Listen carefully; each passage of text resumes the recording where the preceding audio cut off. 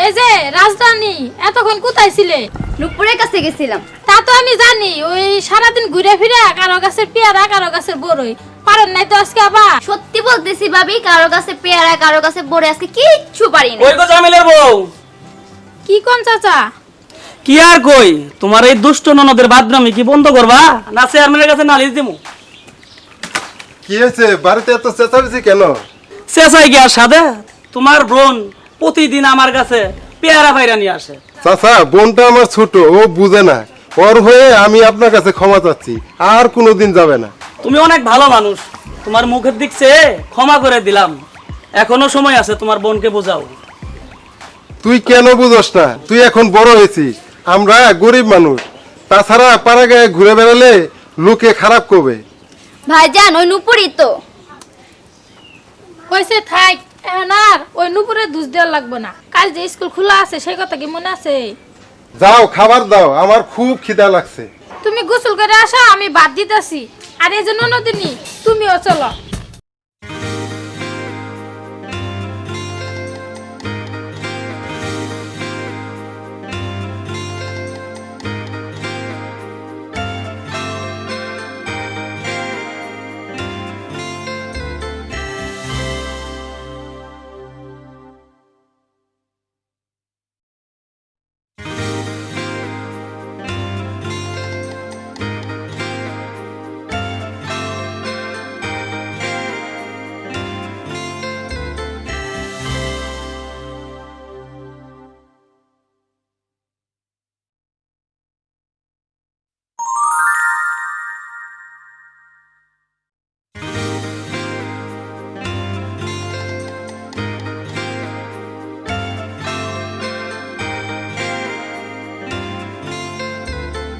দোস্ত, আজ আমি সাথীকে বলেই দিব যে আমি ওকে ভালোবাসি।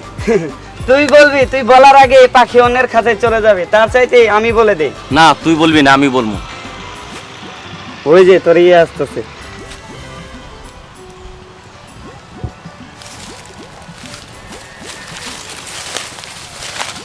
সাথী দাঁড়াও, তোমার সাথে আমার কিছু কথা আছে। এই কথা তো 1 বছর ধরে শুনছি। আজ বলবো। বলো। আমি তোমাকে আমি কি? কাল বললে হয় না? ইচ্ছে।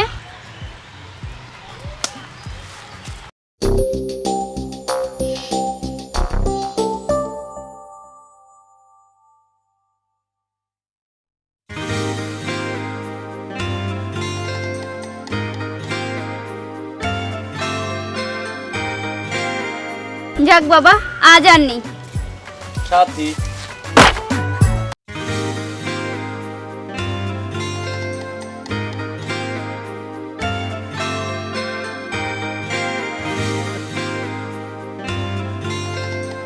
জীবন ভাই, আপনি কেন এমন করছেন?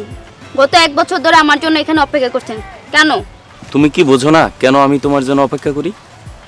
না, আমি বুঝি না, আর বুঝতেও চাই না, বলার সাহস নেই।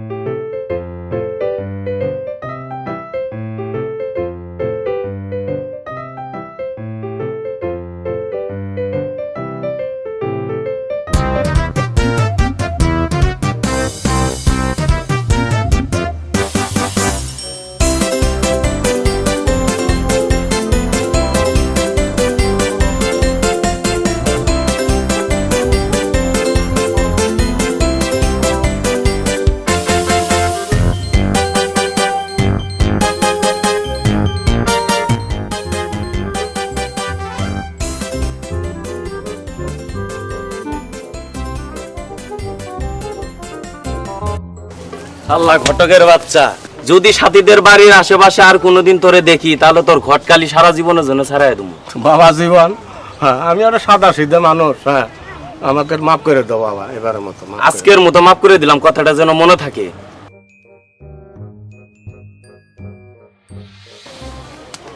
আমিও বনমালী ঘটক, এ পর্যন্ত 1300 বিয়ের ঘট খালি করেছি আমার বিয়ে ছাড়া। হ্যাঁ, আমার কি অপমান? এই অপমানের প্রতিশোধ আমি নিব।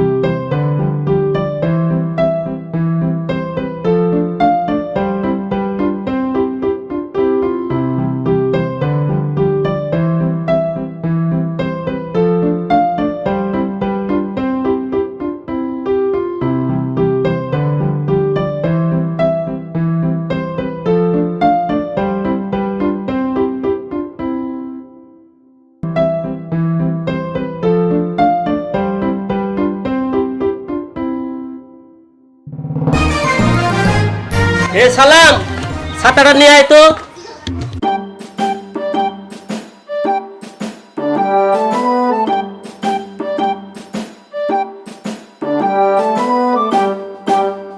আসসালামু আলাইকুম। ওয়ালাইকুম সালাম। ঘটক সাহেব যে, আসেন একটু কথা বলি আপনার সঙ্গে। ও আচ্ছা।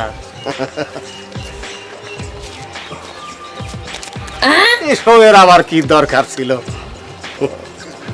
আরে এত বড় একটা কাজ করলা আর তোমার কিছু দিব না আমি, এটা কি ঠিক? ঠিক আছে ঘটক, এখন তুমি যাও, কাজটা তাড়াতাড়ি করো। ওইটা নিয়ে কোনো চিন্তাই করবেন না, মনে করেন কাজ আপনার একেবারে হয়ে গেছে। ঠিক আছে ঠিক আছে। ঠিক আছে, আমি আসি তাহলে। কই গো, কই গেলা?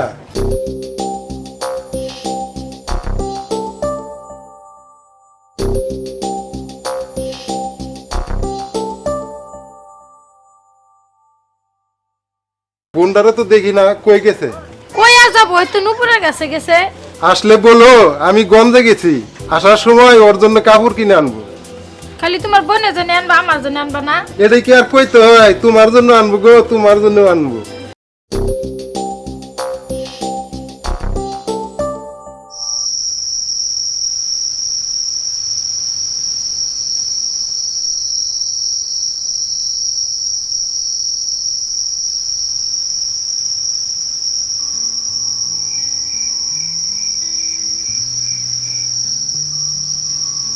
সাথী, তোর কথা ভেবে আমরা এখনো যে কোনো সন্তান নেই, তুই আমাদের সন্তান।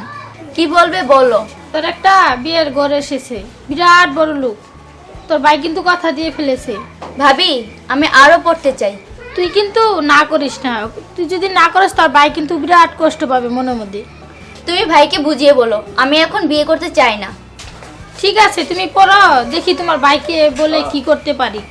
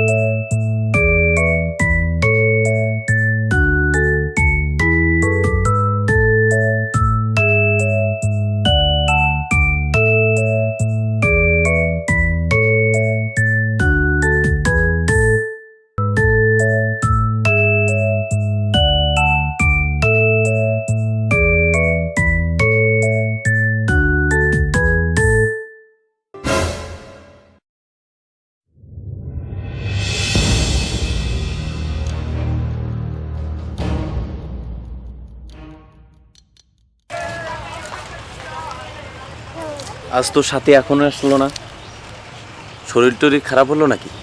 একবার গিয়ে দেখে আসতে হয়। জীবন ভাই কই যাও? সাথীর কি কোনো খবর জানো?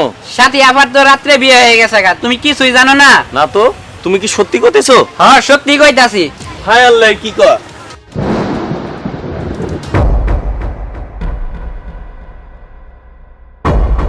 বাবা জীবন, তুমি এরকম করতেছো কেন বাবা? কেমন কইতাছি?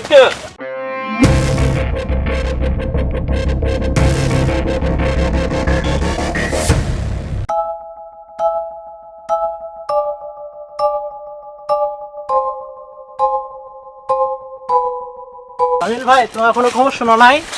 কেন কি হয়েছে? তোমাদের সাথী তো গলায় দড়ি দিয়া মরে গেছে। আল্লাহ, এটা কি করছো তুমি?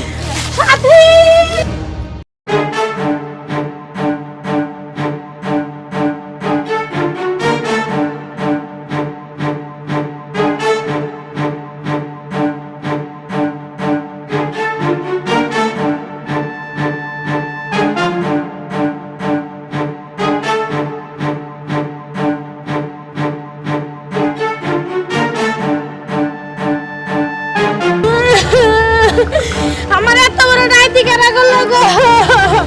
তোমার কি আছে বোন? ও বোন, তোমার কেন খুন করলো গো? ও বোন, বোন একটু চা, তুমি কথা কও। আমার এই ডাইতি কেন করলো গো? আল্লাহ, আমাকে কি হয়েছে গো? আমার এত বড় ডাইতি কেন করছে গো?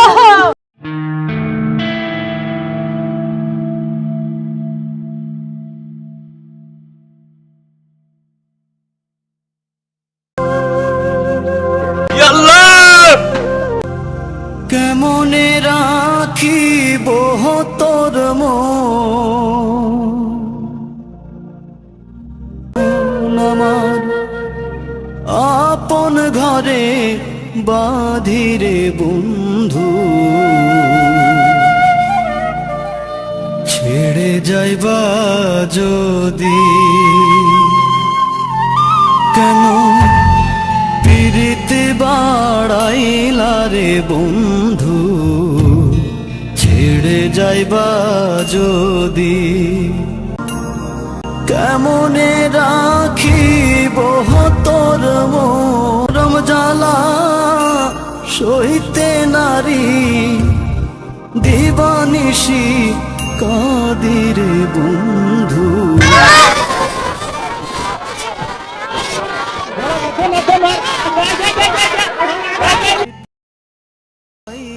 রে বন্ধু, ছেড়ে যাইবা